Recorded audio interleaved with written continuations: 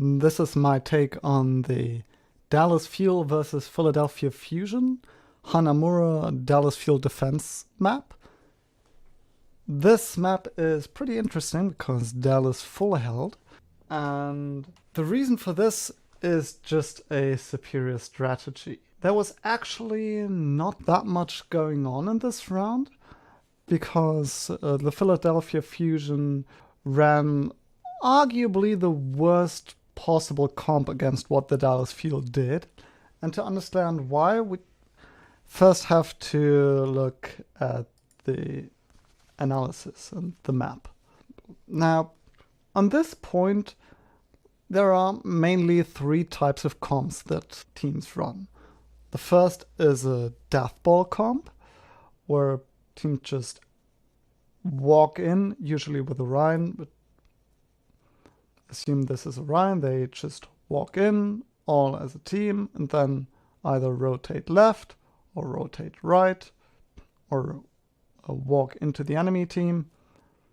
Point is, they walk together. The next one is a dive comp. That is your typical Winston, Diva, Genji Tracer. You just dive in, either dive a target or also rotate. You can rotate right with a dive comp, but a dive comp isn't that good in close quarters, so the usual tactics with dive comps is to go in, jump over here, take this area, and then you basically have the attackers on this side versus the defenders on this side.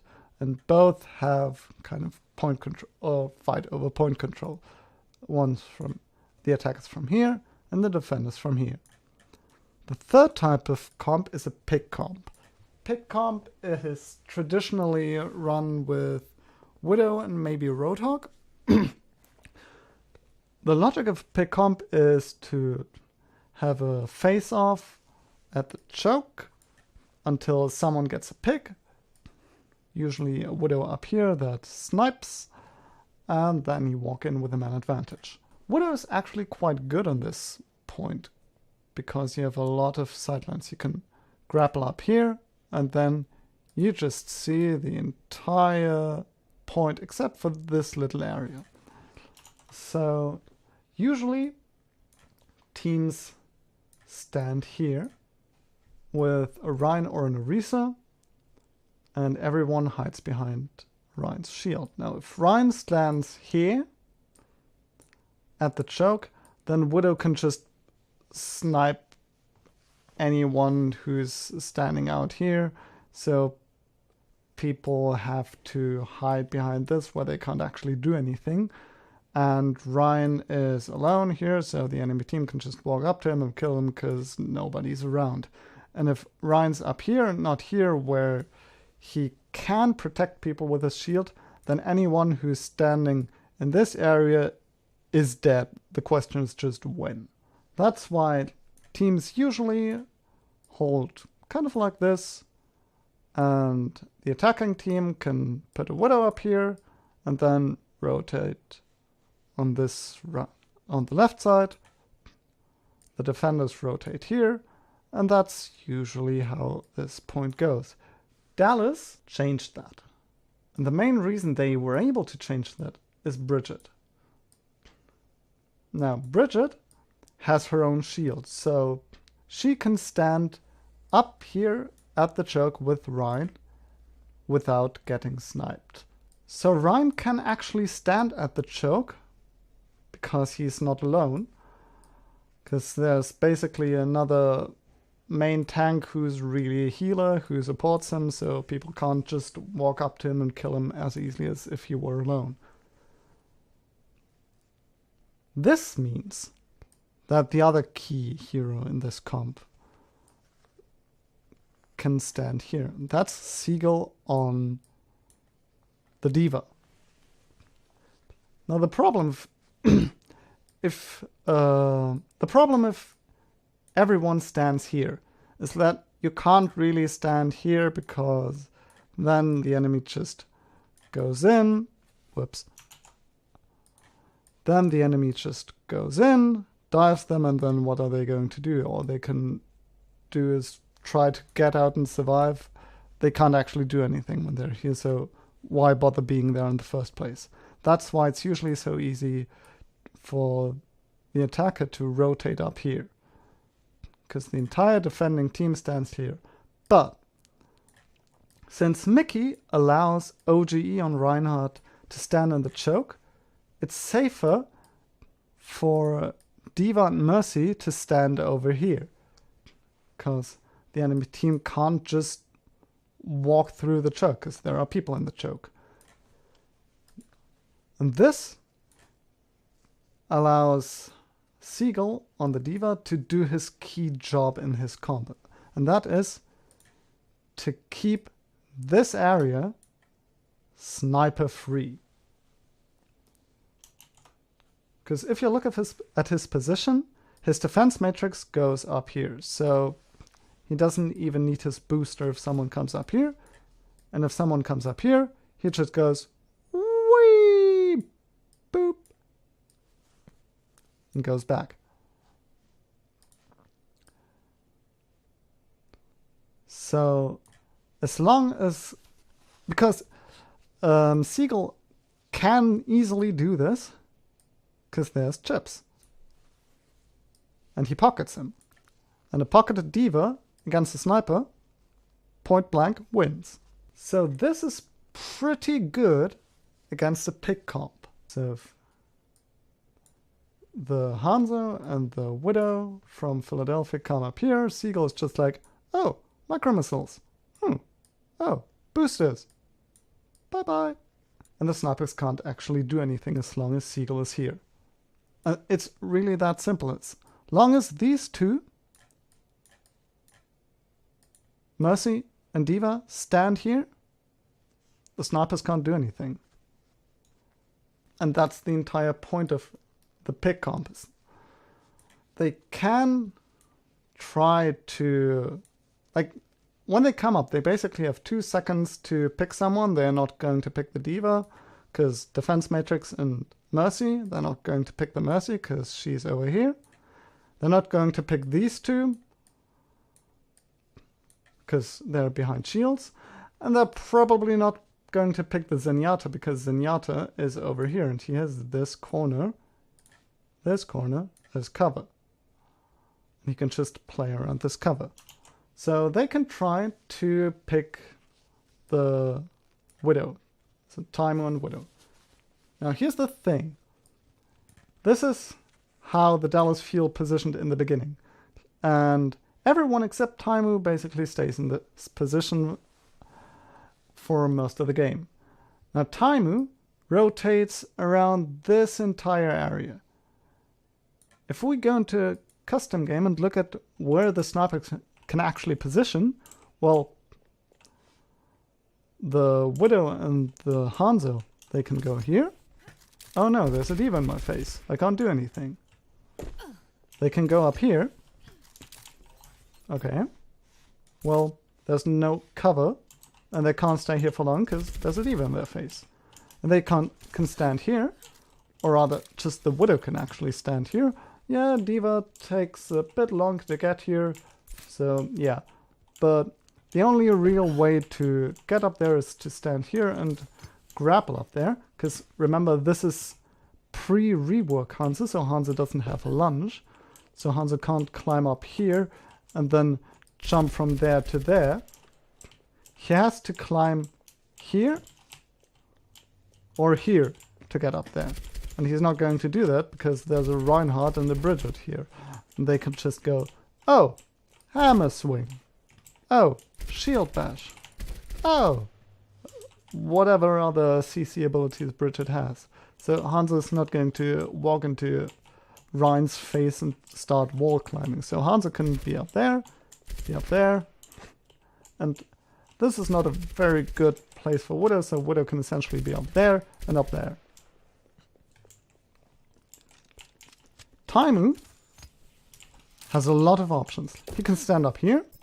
This gives him cover for this, but no real cover against these two, so it's not the best options against snipers, but it's an option. He can stand here. That gives him no cover against this, but this is automatically in front of the D.Va, so that's not a big deal. And he has cover against this. Timer can stand here and use these little bars against cover and shoot them from here. He can stand here and use the bell as cover. Play a bit of music, use this side. All this cover. You can use this as cover. You can use this as cover. You can use this building as cover and stand here. Not the best place, but remember, it's an option. He can even stand up here. This is not that great, but this is an awesome position when they push in. So Taimu has a lot of options with cover, and he knows where the enemy is going to appear. They're going to appear up here. This is basically the same position. So the enemy snipers will always be in the same position. They will come up here, then look through all the covers to find Taimu behind his cover while they don't have cover and a D.Va in their face. And yeah, good luck winning a sniper duel with that. And even if they do, they can just... like, Dallas has a mercy. She can just res if things go south.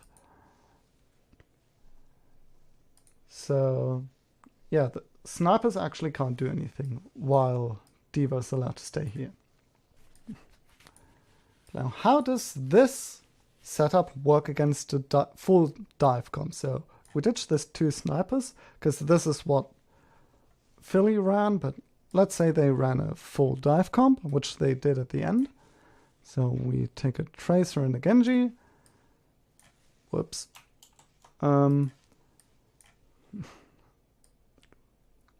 Well, they can walk up here, but who can they effectively dive? They can dive these guys, but that's not really a dive. There are better comps to do that. They can dive these 2. They can dive the Zen. They can dive the Widow. Now, as I just said, this isn't really an option, because if you want to kill those 2, don't play dive comp.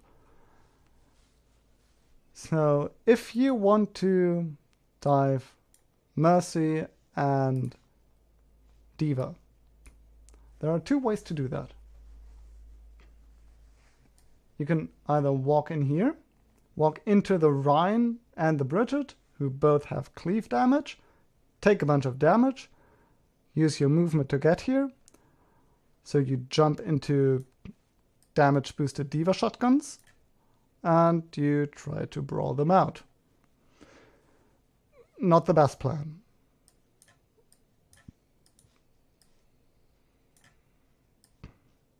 Whoops. You can dive the Widow. Problem is, as we just saw, the Widow can be anywhere. You don't know where she is. So you first have to find her. And even when you do, you have to use your movement ability to get to the Widow. And at that point, the Widow is just like, oops, grapple. And then you're in the middle of nowhere. So the only real direct dive target, is the Zen. You can dive the Zen. Okay, kill him. Maybe not. If you do a full 6-man dive, you'll probably kill him. But you have to go through these 2 guys. And then you have everyone on your backline, and Widow snipes you from across the map. So yeah, you killed the Zen, but you're in a shitty position. This is not very good. So directly diving someone in this setup, not a good idea if you run full dive comp. The other thing you can do with a full dive comp is what Philly tried in the end, is that they went in, tried to get here, survive, go back here, and rotate. It's tricky to do that with a Zen because you have to get your Zen through these two, but it's possible. You can get through here, kind of survive, and then you have the situation that we talked about earlier where the defenders are on this side of the point, the attackers are on this side of the point, and they fight for point control.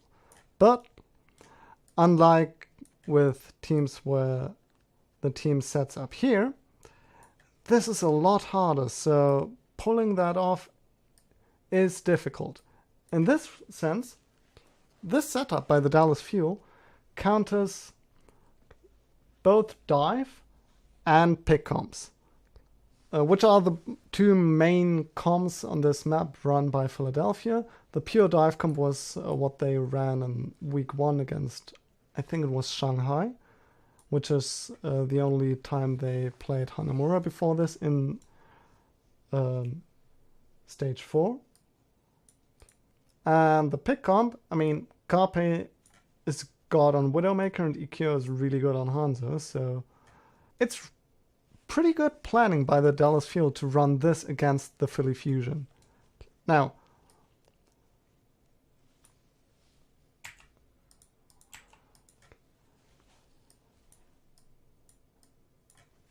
I said earlier that this comp is the worst possible comp that Philly could have run against this Dallas setup.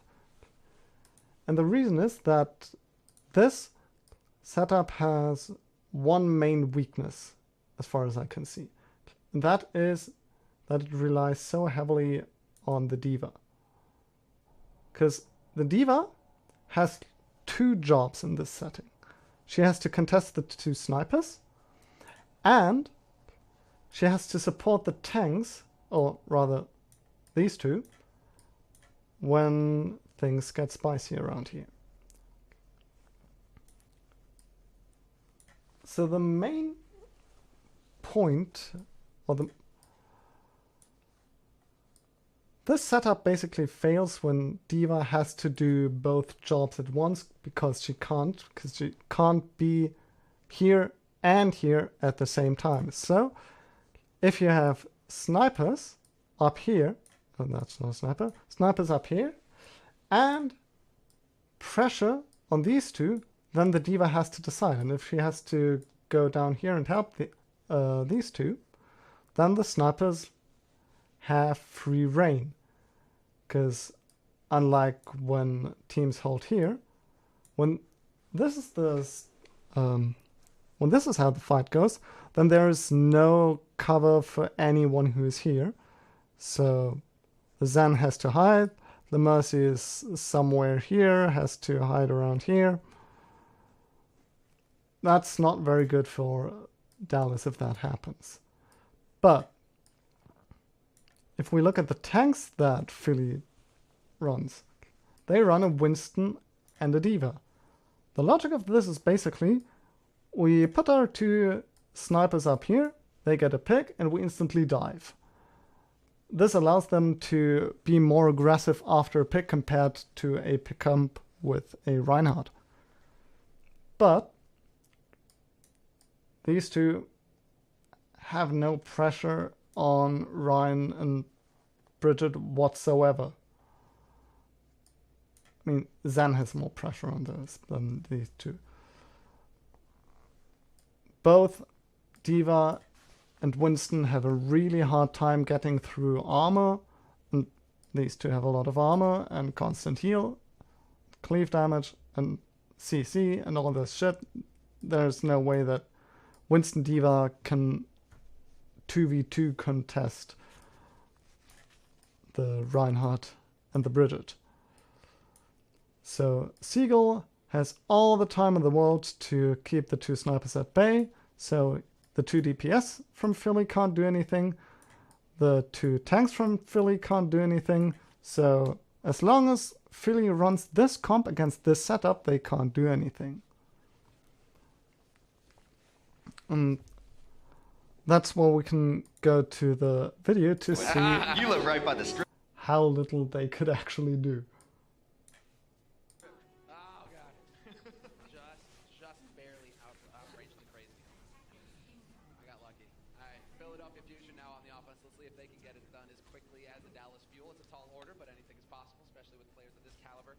So EQO will be on the Hanzo to kick things off. We will have the double So EQO comes up, strategy thrown in here. sees, oh, a diva, I have to drop down. Oh, a diva. He spotted Taimu, so Taimu repositions. And Diva pushed him down.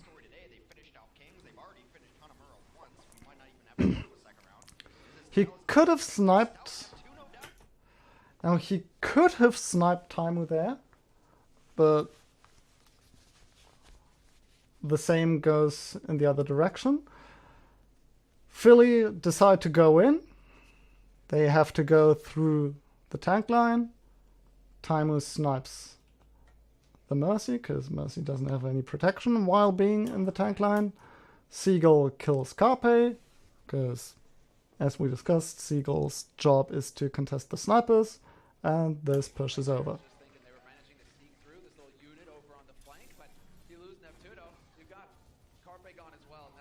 Hotbar gets stag or demacked, which sucks because he has to lose his ult charge.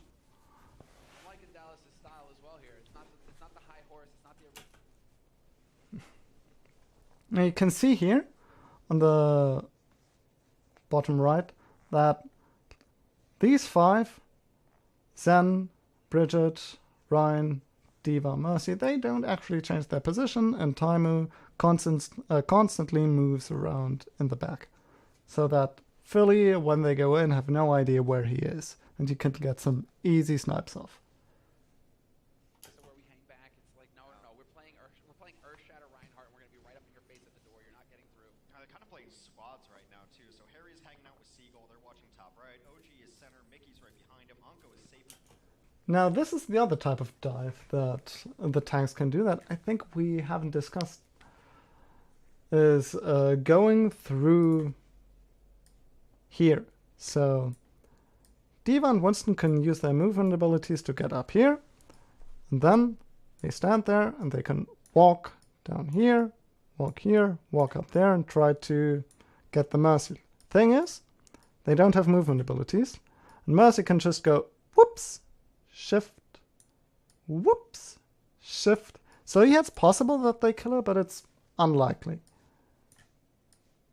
Because Mercy has mobility, and after they jumped up here, the tanks have not.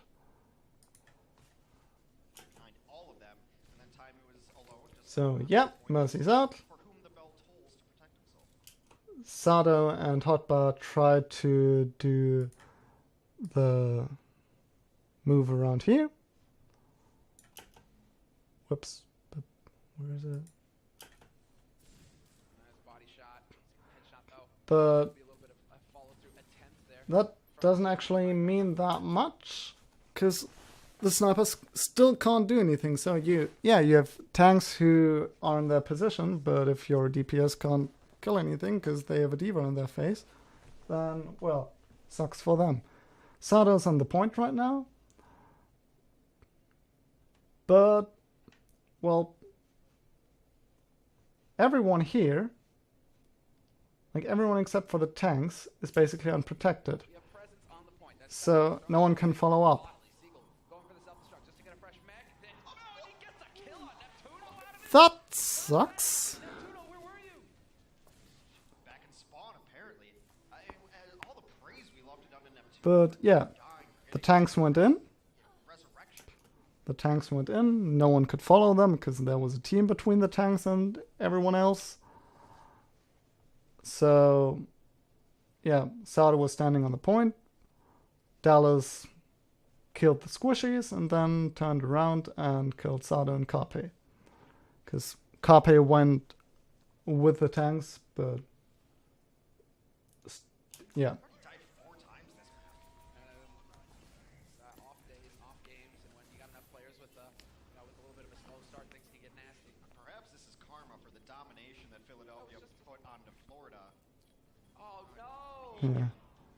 That's just bad. That sucks. Wrong time, ran out of luck, punched his ticket. Hey, we got to say this the other day when Philadelphia was on Florida for it, but hey, Philadelphia, why don't you start small and get a kill?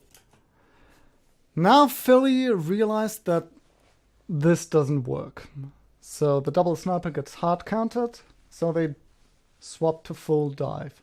And they try what we discussed, that yeah, now we don't have the Hanzo, we don't have the Widow, where's the thingy?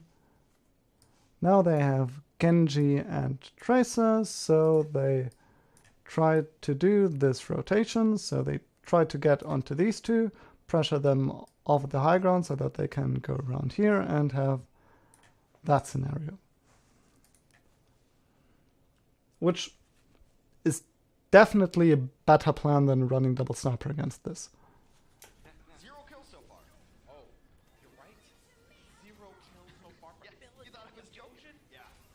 With Carpe, EQO, and Hoppa? What? A team that averages some of the most final blows on several of their DPS heroes, and they average at the top of the league in final blows, have yet to find a single kill. Oh, he merely just goes ahead and one clips him with That's it. Okay then, Siegel. Some style points Yeah. here, I like it. Yeah, old patch might have been a killer. Philadelphia tries to find an opening, and that's what we talked about. Winston jumping in through Rhine into damage boosted Diva shotguns. That deals a lot of damage. 2 on the clock right now. Philadelphia Fusion. Sato throwing himself in here. Hanging on. So Sato has to use his primal to survive. Otherwise, he was a dead man. But Siegel still has the self-destruct. Can get a fresh mech when he needs it. Getting some good healing too. The Transcendence is going to come out. They finally forced at least an ultimate.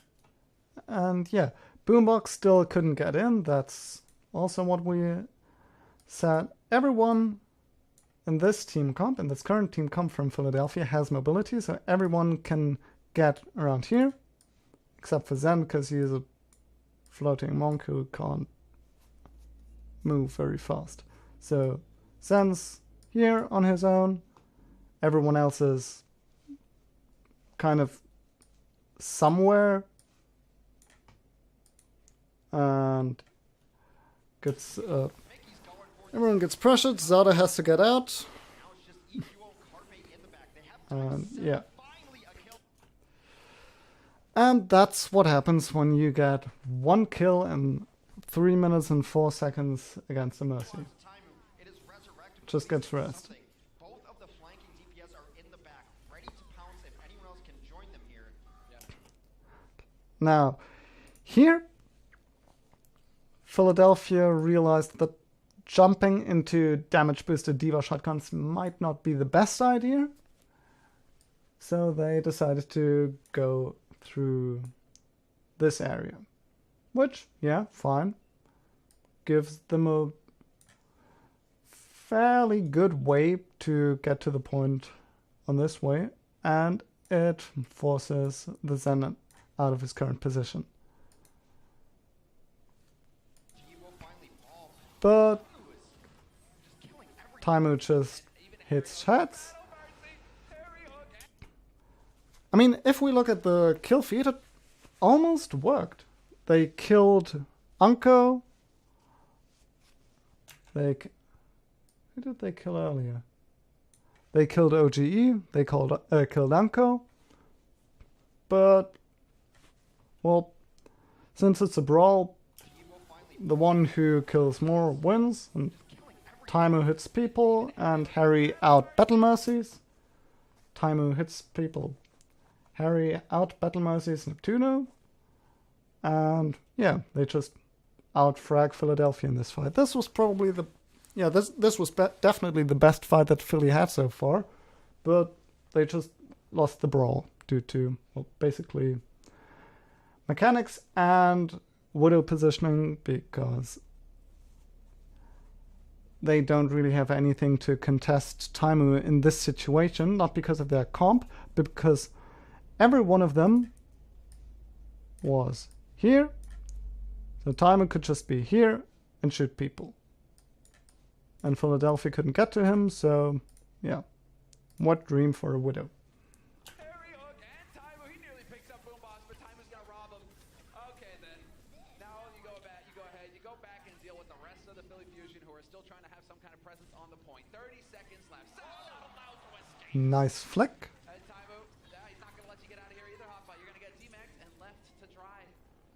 You hear the ominous music coming in. It's not that Inception's playing in the background. The map is just about over. 15 seconds to go. There is a blade. There is a bomb. That is it. The DPS have to come up huge for the Philadelphia Fusion, or they're going to get shut out on Hanamura.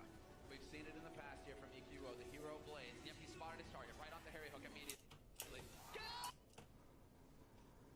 So Philly doesn't have the time to get a good position. They just have to move in through main and go head on, which means that which means that Sato has to jump through this entire area, takes a shit ton of damage. If we look at that again, look at Sato's health. He just jumps in by himself, takes a lot of damage. He doesn't die, but EQ, well, Dragon Blades into Mickey on Bridget, who has his stun, so he just stuns him and kills him. That's a feels bad. And because Sato was in first, because he arrived before Hotbar, everyone could focus him. Now he's low health, so he can't tank, so Hotbar's the only tank, so people can focus Hotbar while Sato runs away.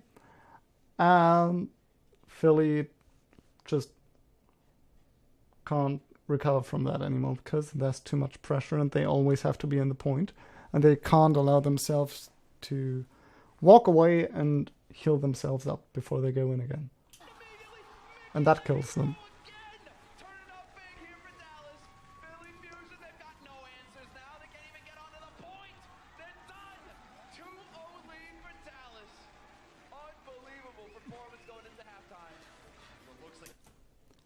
Yeah.